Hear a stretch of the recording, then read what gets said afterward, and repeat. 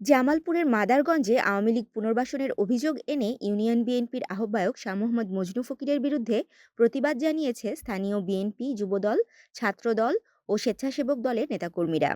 ৯ March রবিবার বিকেলে উপজেলার বালিজুড়ি বাজারের থানা মোড়ে ঘণ্টাব্যাপী এ মানববন্ধনের আয়োজন করা হয়। মানববন্ধনে অংশগ্রহণকারীরা মজনু ফকিরের বিরুদ্ধে আওয়ামী লীগের দোসরদের জায়গা করে দেওয়ার অভিযোগ তোলেন।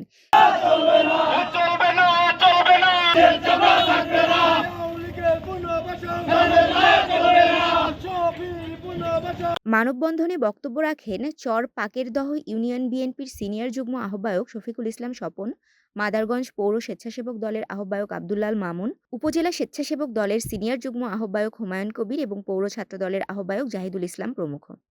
বক্তারা অভিযোগ করেন বিএনপির গুরুত্বপূর্ণ পদে থেকে মজনু ফকির আওয়ামী লীগকে সুবিধা দিচ্ছেন, যা দলের আদর্শ বিরোধী। শফিক বিপুলের মজনু ফকিরের বহিষ্কার, শফিক বিপুলের যাতে আওয়ামী লীগ বিএনপিতে ঢুকতে না পারে, এটাই আমাদের চাওয়া।